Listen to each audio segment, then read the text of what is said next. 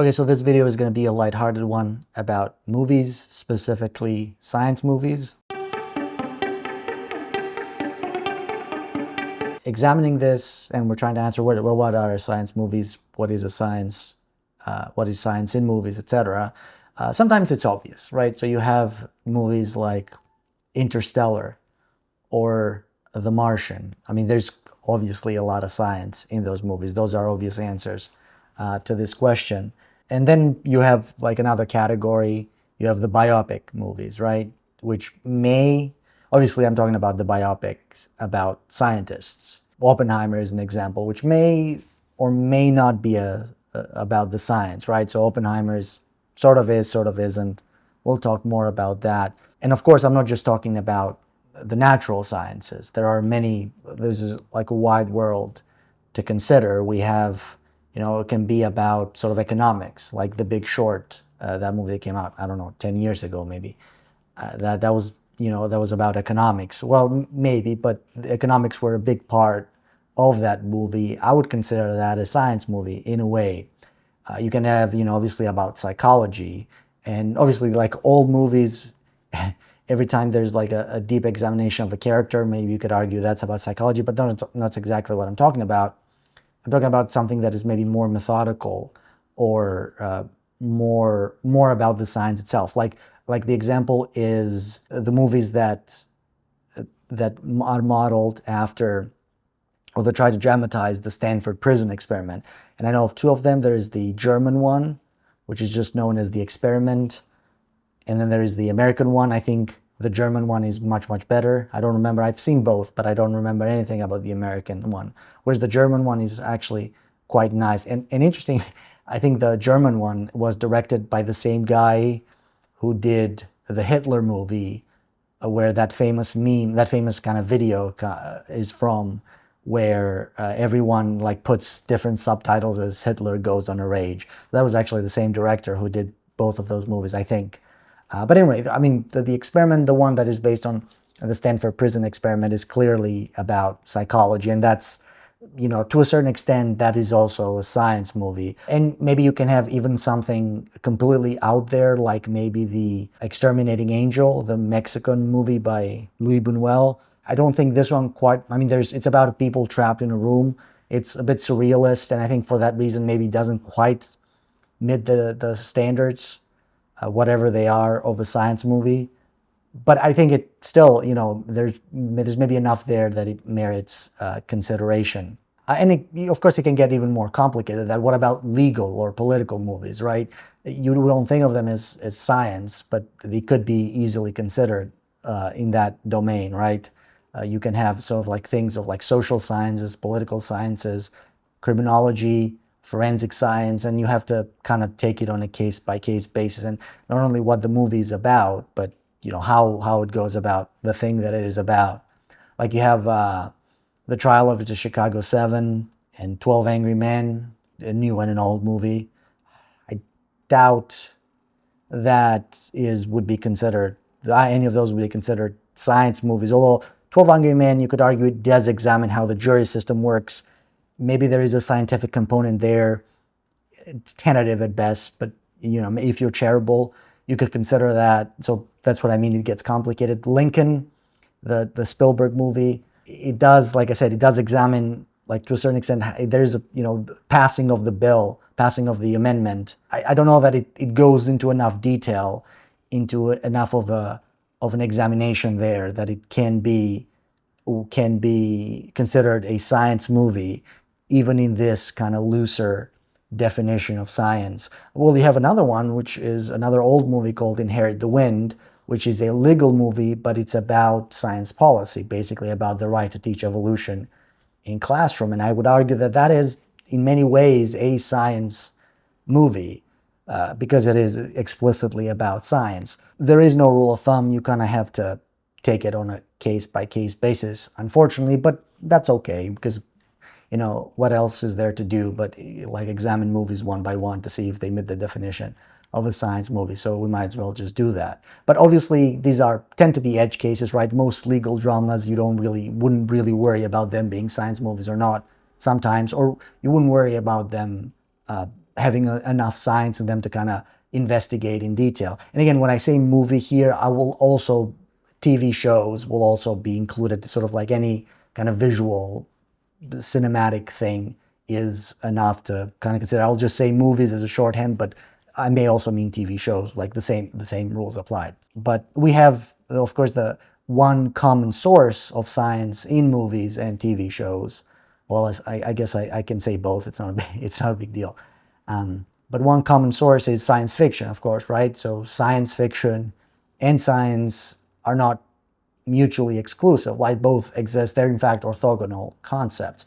For example, you have a lot of science fiction has the concept of traveling faster than light.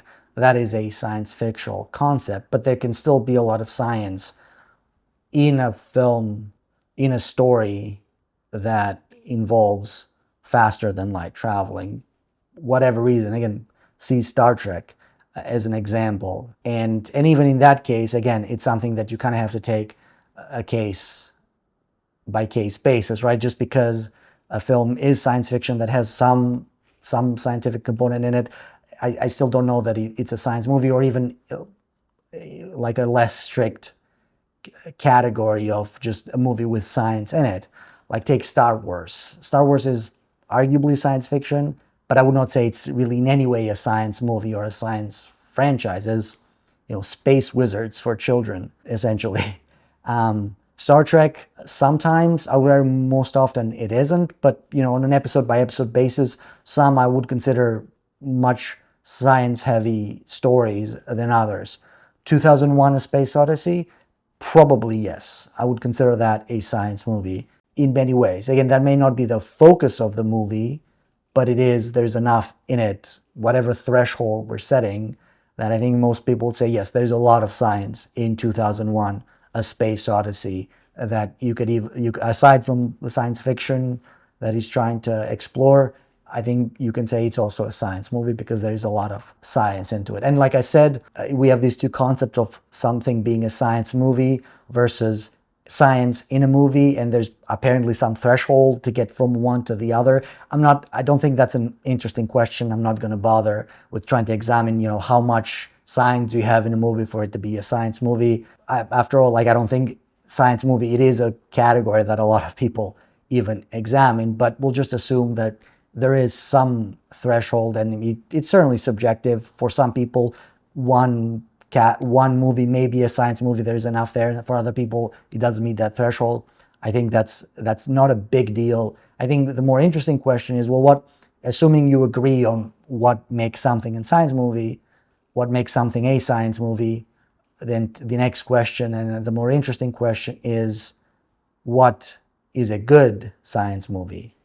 And there are a few things to consider, in my opinion, of what elements need to exist to make a science movie a good science movie.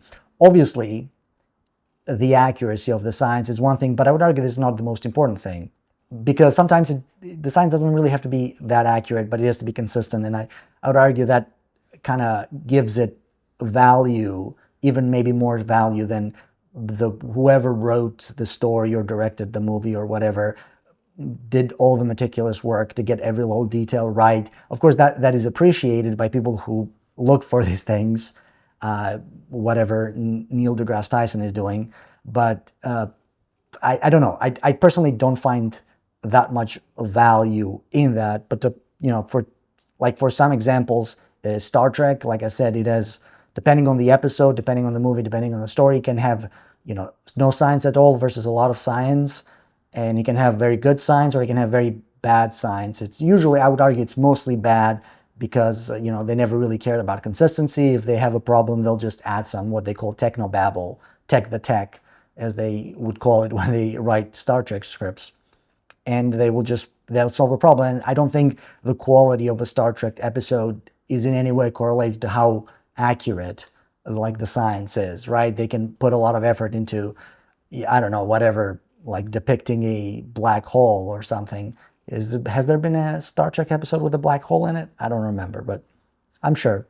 At 700 and some episode, I'm sure there is one with a black hole.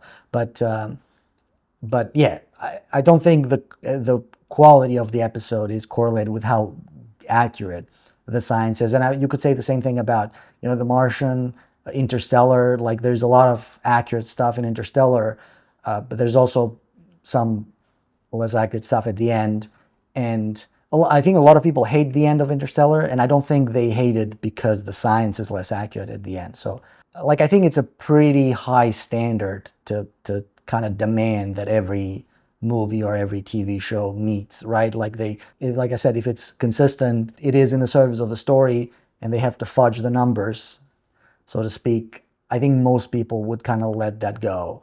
I think another factor that contributes to a good science movie that may be more important, or at least insofar as you're just judging it as a science movie, I think it's, how relevant and how important like the science is in the story, right? And I think that is, what gets people more excited versus did you get every single detail right? Like, is it tangential? Is it just a factor, like a side thing in the movie that is there to get you from point A to B, and then nobody cares about it afterwards, right? Like, you have to give an example. You have The Martian, which is, I think, pretty central to the movie of The Martian, like him surviving on. It's been forever, and there's also a book which I never read. I'm not a huge fan of The Martian, by the way, but it's all right, it's fine. But it's a pretty central, right? And I think that maybe elevates the movie from this perspective. The fact that the science, at least for a big part of the movie, is pretty central to the story, the main character, etc. Then you have Oppenheimer, right? Obviously, a huge chunk of the movie is about the development of the atomic bomb, but also like a huge chunk isn't. It's about all the legal stuff, the Senate hearings, and his personal life. So that is maybe half and half. And you have like a completely out there like Anyara, which is about the lost spaceship. That is more of a, like, the science is important for the premise, the fact that they're in space, but it's a much more like philosophical, meditative piece. I, Robot is another one, the Will Smith movie, where yes, you have robots and you have artificial intelligence and all that, but it's really an action mystery detective story, right? The science is there just to set up that part of it, and then everything else is just an action movie. And of course, it can be subjective, right? Someone could argue, well, if it wasn't for the robots in iRobot, you wouldn't have any of it, and that's pretty central. But I don't know, just being important in the premise is not enough for me. But again, like I said, there is some subjectivity in this that, obviously, like everything that I've said so far, like this is a very subjective topic to talk about, so nothing I can do about that. But so that was the importance factor, and there's, I think, another factor in judging a science movie, which is plausibility or believability, however you call it. And I kind of hinted on this when I talked about the accuracy. I think that maybe this is the most important factor, because I think it's associated not with what is portrayed, by how it's portrayed. And like I said, I think to me that's maybe a little bit more important, like than the science itself, because I think it has to do with the characters, it has to do with the process, which I personally value a lot more. Like, the one example that comes to mind is House, right? And I'm sure all the other shows are the same, but that's the one I've seen. I don't really watch medical dramas. But like the medicine itself is accurate, what they say, but like everything else about it is totally implausible. Like, that's not how medicine works. That's not how doctors work. I mean, I guess that's the point. Like, the point is that House is extremely unconventional, but it's highly unrealistic. Like, there's no doctor in the world that can just look at a patient for like 5 seconds, make a wild guess, and put them through hell or whatever it is, and then is just like wastes millions of dollars in like medical tests. That's a different topic. And then, like you said, like it's unlikely, right? I think the fact of how wildly inaccurate the doctors are in these shows, and you can say the same thing about legal dramas. Like, maybe they, like, the details may be correct, but the process of how it's done, it's wildly inaccurate, and I would argue implausible, which I think is far more of a disappointment for me than whatever it is that they're talking about. And a big example of this is actually The Big Bang Theory, the show, where like almost every science fact in the show is accurate, anything that I can think of, but the actual scientists in it are not really realistic. They're, at least, I've been around scientists a long time. I've never seen anybody who is like the scientists in the Big Bang Theory. So I don't know. You can't, like, in a population of 8 billion, you can't rule anybody out. But I think largely, and this is not just me, I think largely the depiction of scientists and the overall, like, how the science world is largely inaccurate in the Big Bang Theory, even though whenever they say something like what a fermion is or whatever, like it's accurate. Like they just looked it up on Wikipedia. So so they just read off that, and that is accurate. I don't think they've ever said, like, when you see equations on the board in the background of a scene in the Big Bang Theory, they're all they're always accurate, but it's either something that is like an undergraduate level equation that a scientist who's working at the cutting edge of the field would never have in their board, or it's just completely irrelevant to what they're talking about. It's just something random that they just put in there to make it to add flavor to the scene, right? But it is completely irrelevant to anything that a real scientist in that scenario would have. I hope that makes sense. But it kind of always annoys me. And nothing against the Big Bang Theory. I actually enjoy the show quite a lot, but I don't enjoy it because it is accurate or a good science show in any way.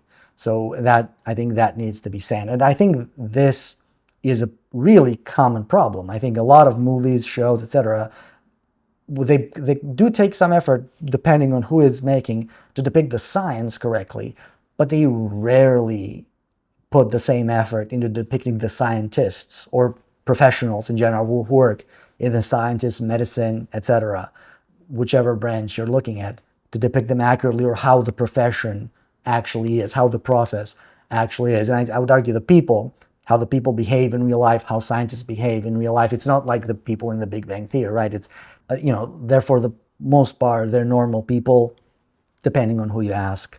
But certainly not like they are in the Big Bang Theory. So I think that's a big deal. And same thing can be said about the process, right? Usually, you have a science movie where someone, like, you have like a stereotypical scientist who will look at something for like 5 seconds without any experiments, any tests whatsoever, and they'll reach a conclusion, and like somehow, or you'll have the typical scientist who seems to be an expert in like 5 different wildly disparate fields, that they're just like the generic scientist. So all those things are, I think, not the mark of a good science movie. Again, that doesn't mean they're not good movies, because sometimes you don't care, right? Like, it can be fine.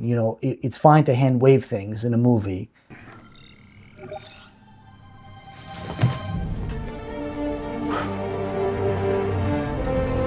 But that's fine. Nobody cares, right? Nobody cares about that. So I'm only talking about in the context of it being a science movie. That was a bad move. That's fine for the rest of the movie. Nobody cares. And if you don't care, that's fine. But if the science is important for the movie, or if you do care about the science, then that is a bad depiction of how science is done and how scientists work. And that's kind of what the point of this video is. So it's, like I said, these aspects, like the people and the processes and how the whole field is depicted. I would guess it's a lot more important than the accuracy, whether they get basic facts right. And I think it's more important for a lot of reasons. Number one, I think sometimes it's hard to judge accuracy unless you're an expert. And I think that's a pretty high standard to kind of demand of, like, every single little detail in a film, especially when, maybe in a context of science fiction, you have to deviate outside of that, right? And that's okay. Like, I cannot really, if I'm seeing a part of science that I'm not an expert in, or I'm not even familiar with in a movie, I can't really judge it on its accuracy. Maybe I can look stuff up, or if it's like so wild that even anybody could tell that it is inaccurate, maybe I can, but generally I can. But I think what I am a lot better equipped in judging is the plausibility, the believability. And I think that is an easier kind of standard to meet. And I think that's why I'm always disappointed when movies and TV shows don't really meet that standard. So, like, in the end, I don't think it matters if something is not 100% accurate, but I think it does matter if it feels plausible, because it's about the characters. It's about respecting that field. Just to give a different example, but I think maybe one that gets the point across, is Galaxy Quest, which is not a Star Trek movie, but a lot of people love it because it got the Star Trek archetypes correctly. I'm actually not a huge fan of Galaxy Quest, but I do acknowledge that it does that right. Like, it feels like a Star Trek. It feels like a love letter to Star Trek, and I think a lot of people appreciate that. I think the same thing can be said for a good science movie, regardless of how accurate it is, or regardless about, you know, what intentions are. You can definitely feel the respect of the people making it when they bother getting these kind of like details right of the process and the people that are in that field, etc. So that's I hope that kind of gives a clear idea of what kind of I'm looking for when you want to sort of like judge a science movie, whether it is a good science movie or a bad science movie. Again, like I said, it's subjective. Some people may look at the Big Bang Theory and think it's a great science show. They did have a scientist on staff after all, but I don't know. You know, it's a hard judgment to make. It's subjective, like I keep saying many times over and over again. But it is what it is. After all, it isn't an exact science. Thank you. その正体は現時点で不明ではありますが、上陸という事態は想定しづらく。繰り返します。巨大不明生物の上陸はありえませんので。総理、会見中に失礼します。え、蒲田に？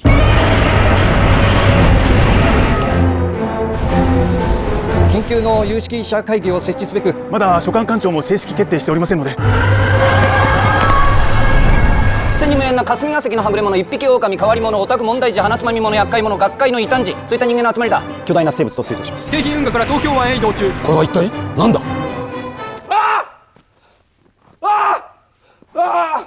まさに神の化身ね。Godzilla。これで君が事実上の行政執行者だ。聞こえはいいが、失敗した時の腹切り要因だ。作戦目的は駆除とします。ならば必ず倒せる。だといいんだが、彼は荒ぶる神の力を解放させて試したかったのかもしれない。人間を、この国を、日本人を。マジ感動ですよ。すごい。まるで進化だ。ここにいる者の生命の保証はできません。 Okay, so I had to bring an extra light because the clouds came out and started hiding the sun. So there's not as much light coming out from this window. There's a window here. So doing a different setup. But okay, so it's obviously it's hinted from the picture right behind me that I put up on my computer. The movie that I kind of want to talk about, that is my favorite movie, that does everything that I kind of talked about, is the Japanese movie Shin Godzilla. Of course, that's kind of what the whole plan was, right? Create a series of abstract criteria why a movie that I already like is the best. And then after I've set up those, you know, arbitrary criteria, then I kind of conclude that, yes, this is the best movie because it meets all my criteria. But anyway, I genuinely think that Shin Godzilla is a great science movie. It's a movie that I keep coming back to many times because I think it's a great movie. I think it's a great science movie, and hopefully maybe I can convince you of that as well. If you haven't seen it, I do strongly recommend you do see it, but because I think it's just a great movie anyway. I'm going to try not to spoil it too much, although I don't think you can spoil it that much because it's not really about, in the spirit of everything that I've talked to. Okay, my cat, it decided to run around right this moment. It's not really about the start and the finish. It's about kind of the process, and I think this movie is just as enjoyable whether or not you know what happens or not. And it's a fairly typical, I think, monster movie. It's a fairly typical monster movie. So, like I said, I don't think the plot matters as much. But I'm going to try to do my best to not give away any big moments. But it's a Japanese movie. Came out in 2016. It's co-directed by Hideaki Anno, who also wrote the script. And you may know Anno from nothing else other than maybe that he was the creator of the Evangelion show, Neon Genesis Evangelion, another big monster anime from the 90s. And there's also movies about it. But I mean, he's done a bunch of stuff. But he was the co-director of this movie with another director called Shinji Higuchi, who I think was primarily in charge of the special effects. And I think Anno did all the character and actor direction and all that. So, you know, there is a pretty well-known figure behind this movie. And I think it definitely kind of like that strong authorial voice definitely shows when you do watch it, and I think it's responsible for how good this movie actually is. Okay, so what is it about? Like I said, I'm going to keep it general. It's sort of a reboot of the franchise. Even though it kind of has had no sequel yet, well, not really. It's more of a standalone, but it's kind of it kind of starts the whole Godzilla saga again. And I'm by no means a huge Godzilla fan. I think I've seen like maybe 4 or 5 of the movies, but this sort of like starts from the scratch again. Godzilla doesn't exist before in the universe of the movie, and it kind of like shows up for the first time again in this movie. And it's not just a monster movie. I mean, I think it's a great monster movie, a great science fiction movie, and it's also a great social commentary and a political commentary for sort of like the Japanese environment that they're in. Obviously, maybe it's more general than that, but I think it is very specifically about Japan, at least intentionally. And what makes this unique is that, unlike a lot of Godzilla movies, it's told from the point of view of the government of Japan, which is trying to deal with the Godzilla threat. So it doesn't focus so much on Godzilla as it might focus on the people trying to deal with the situation. The government respond.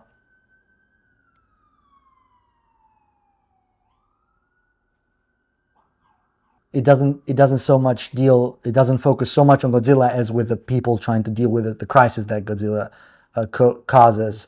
And it's also, unlike a lot of Godzilla films, this is maybe a minor detail, sort of like shows the monster kind of undergo some kind of evolution. So it starts out as a fish, which we don't see, but he is there. Then he kind of turns into kind of an amphibian, and then he becomes the lizard slash dinosaur type of creature that we kind of think of it when we think of Godzilla. And there's a hint that the next stage will be kind of some kind of avian form, which obviously we don't get to see because, spoiler alert, will they get to stop him? I hope that wasn't too big of a spoiler. Obviously, that's kind of how the movie will end, right? So anyway, the movie is about Godzilla shows up and starts wreaking havoc in Tokyo, as one does, and destroys everything on his wake. So the government kind of seemed rather incompetent and indecisive at first, and that kind of like the political commentary, I think, of the movie. Godzilla is not that bad at first, so they think, oh, did we get spared or something like that? But then Godzilla returns in his dinosaur form, and he's even more destructive than before. They unleash the army at him. Nothing happens to him. He seems to be made of some kind of indestructible material. Even the smug Americans, which do play a role in this film, try to kill him, but they can't really do anything. And based on this movie, I don't think Ano, the director, likes Americans very much, because they're not depicted in the best light in this movie. They're kind of to blame for almost everything that happens to the Japanese in this movie, but that's a separate topic. But anyway, nothing can seemingly kill Godzilla, and he kind of starts laying waste to all of Tokyo. But eventually, after trying really hard, it's left to a group of young sort of government misfits to kind of figure out, think outside the box and be able to stop Godzilla, and they use science to do it. That's why this is a science movie, and I'm gonna really talk about that. But this is a good movie. This is a really good movie in general. Like I just love it as a movie. Before we get into any of the science stuff, or any of the government stuff, or any of the political stuff, or any other sort of angle that you can look at this from, this is a really good movie. It's, in my opinion, the best Godzilla movie, but it's also one of the best. Don't move so much. Stay still. Stay put. Okay. My cat.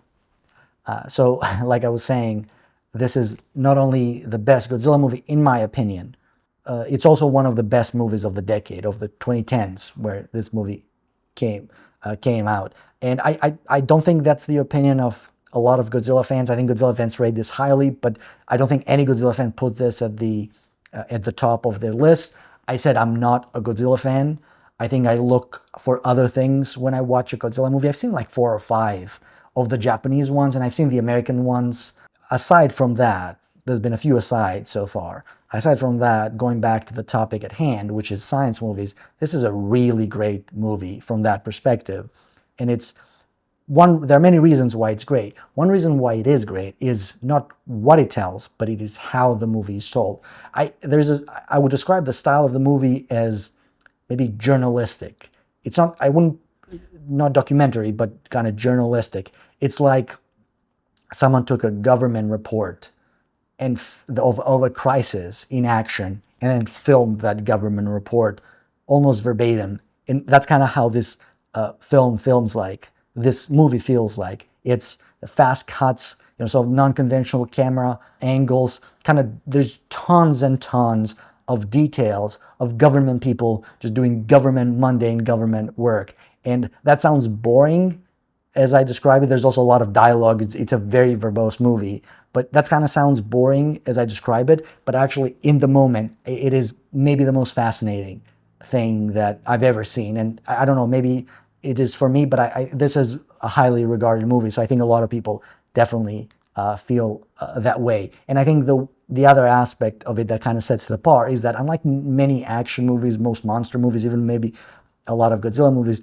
this is not a hero's journey, which you would typically see in a movie like this. It's really more about the collective effort. There is sort of a main character in the film, but he's not really a hero in the conventional sense. I think the most heroic thing that anybody does in this movie is just doing their job, like doing their boring government job correctly and to the best of their ability. That is what ends up solving crisis. And delegating.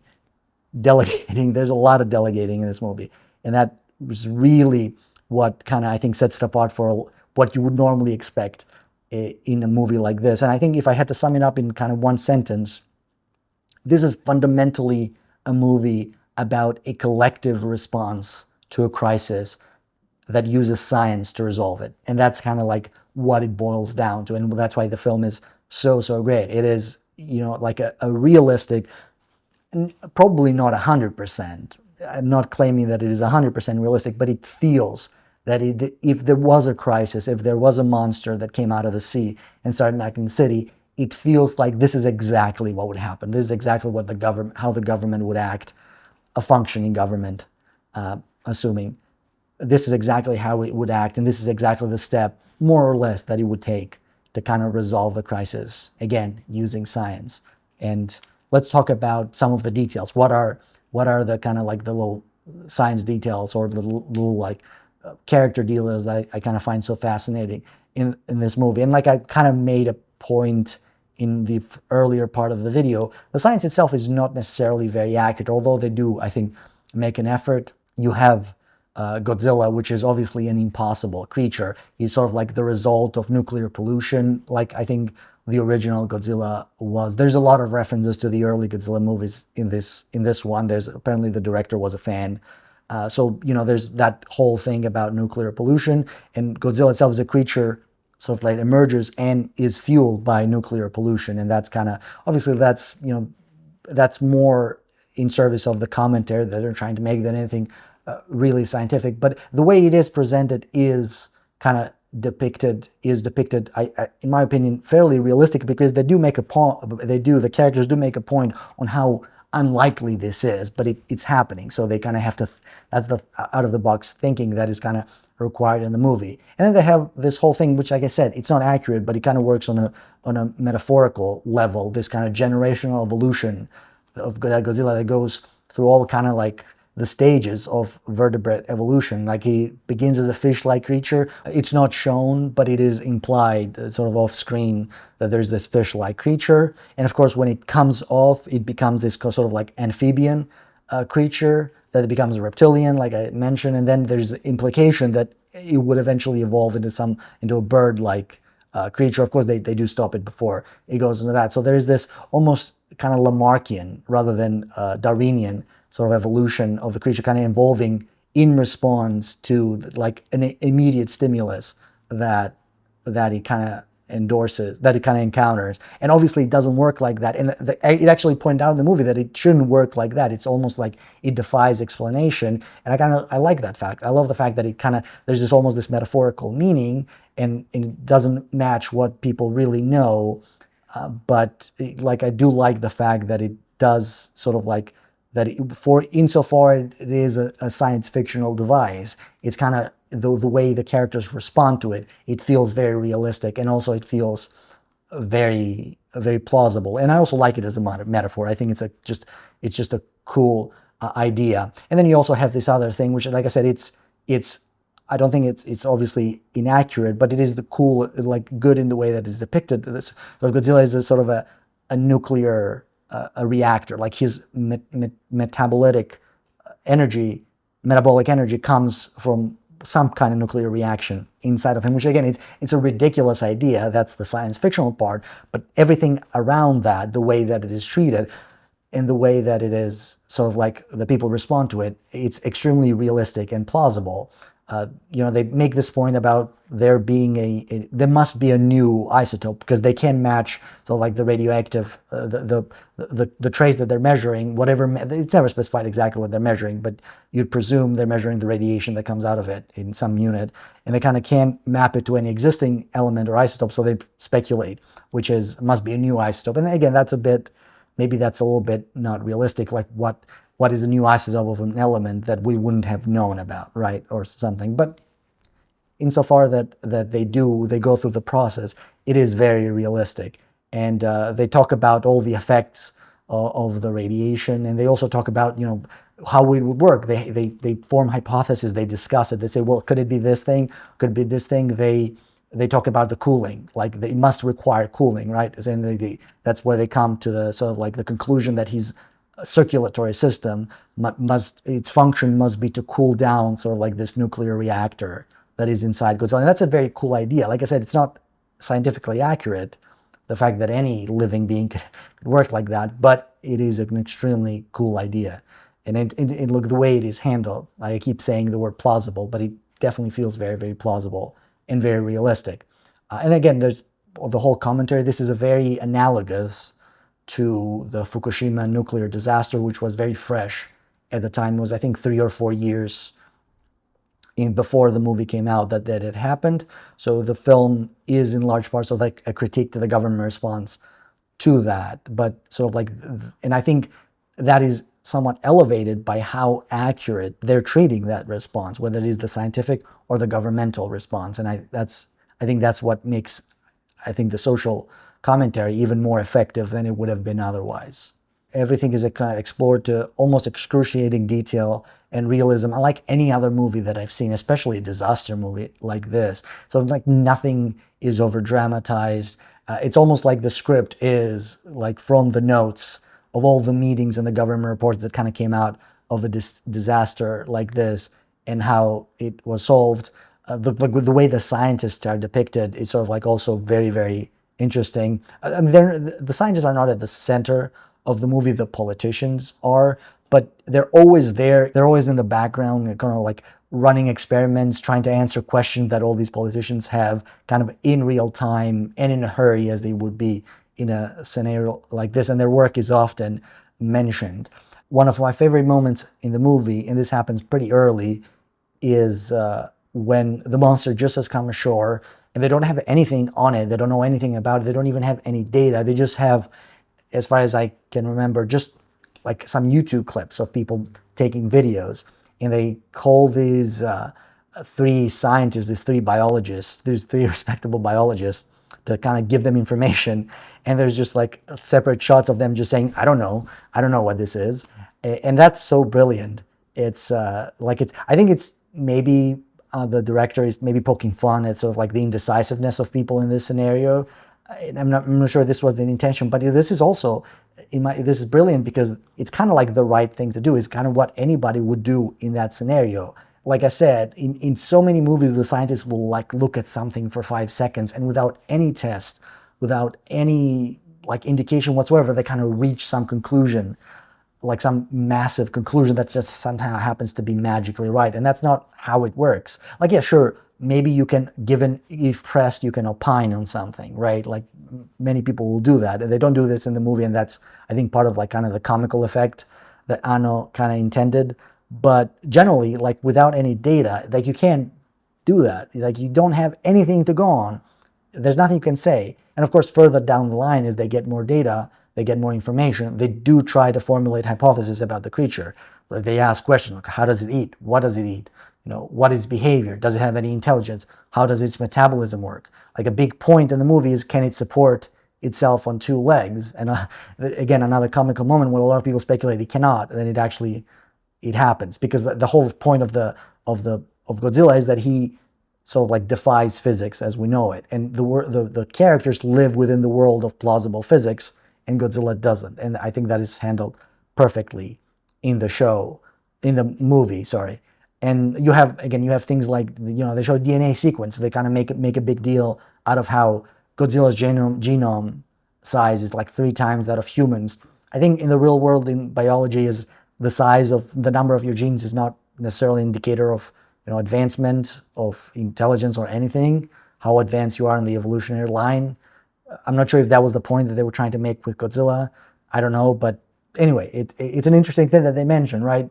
Like I don't think any movie would go to the detail of kind of making that point that, well, we sequence his genome, and they show the graphs and everything, and it's such a minor point that like goes a long way to show like all the different kind of pieces of data, the different analyses, the different experiments that they have to go through to validate just one of their hypotheses or to take any steps. Like they talk about, there's the Japanese, like the people, obviously we spend most of the time in the movie with government officials, and they have like their departments that they send things to lab, presumably government labs, etc. And they talk about they need to run analysis, like a few chunks of Godzilla fell to the ground, some blood fell to the ground, so they have to run analysis. They don't say what analysis, but they have to run to see what it is made of, etc. And they talk about, well, they sent some samples to the lab, but they don't have enough samples to go around because the Americans took most of them. There's another dig at the Americans, so they're limited, and that's again such a small detail that I think goes a long way to show kind of like how complicated these processes are and how multifaceted a response to a crisis like this is. They do computational simulations. They need supercomputers, and they don't have enough. So they actually ask Germany to lend them some supercomputers to run simulations. And I don't remember exactly what the simulations are for. I think for like trying to understand how this new isotope would behave. I'm not exactly sure what it is, but that's insane. That's crazy that like that little piece of detail is shown.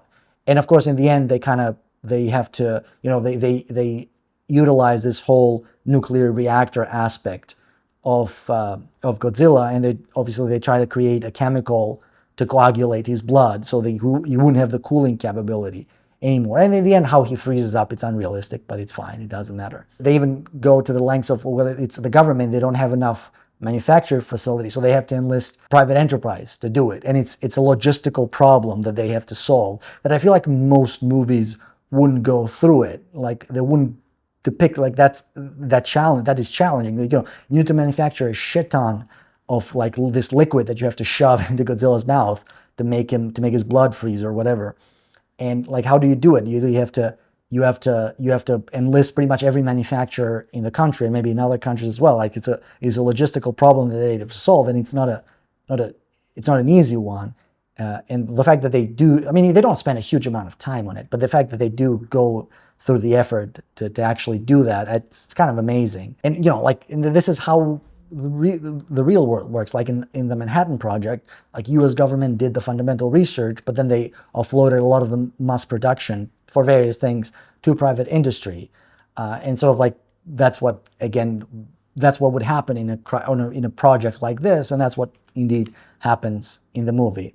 And then the other half of it, which is, like I said, this goes into this ambiguity of what is considered science, is how the government is depicted in this movie, and it's an extremely realistic way. So you have first of all the sheer amount of people that you just have running around. You don't just have the key people like you normally see in any movie that involves like the government. You often see like the key people. You see the president, or you see a senator, or whatever.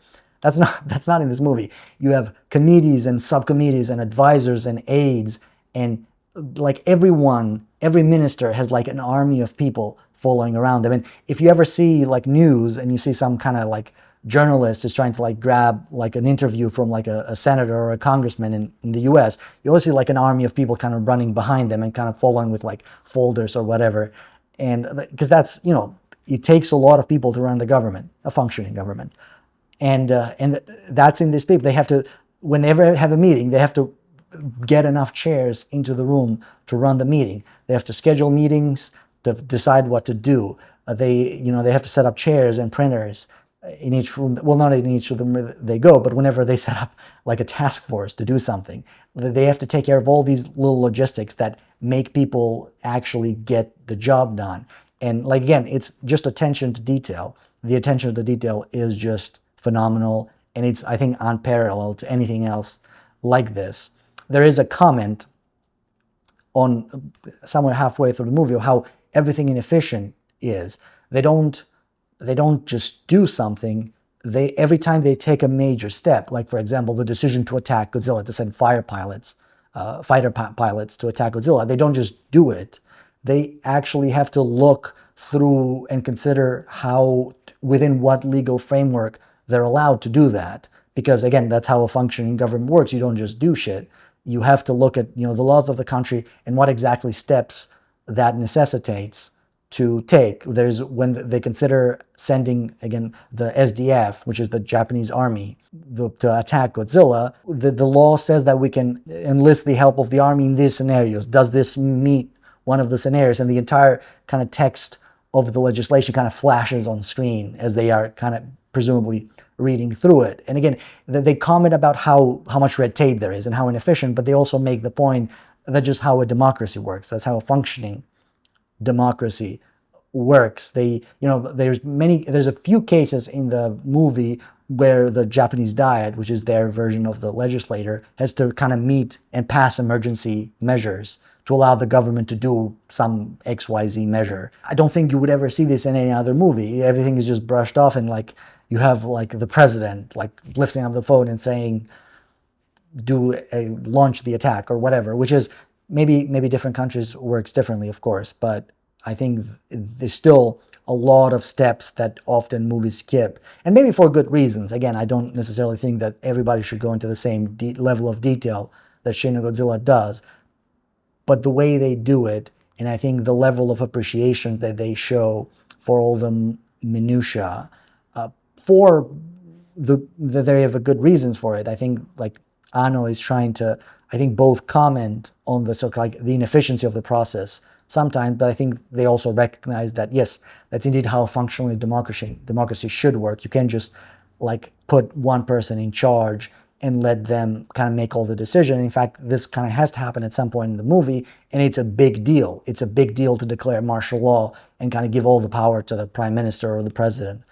Or whatever. The whole thing happens in like a couple of days or something. As they kind of like go through the devastation that the Godzilla causes, they focus as much on the physical devastation as they focus on the economic devastation. They comment on the stock market, they comment on the bonds market, they comment on the unemployment that this will cause. Because again, it seems like crazy to consider this at a time when like Godzilla is raising Tokyo, but it is a legitimate concern because if the country depends on these things, if they get rid of Godzilla, which obviously they do, like those are things that they're going to have to deal with, and which is, I think, such a, again, like the level of detail, the appreciation of that level of detail is unlike anything I've seen, and that's kind of what makes me really love this movie so much.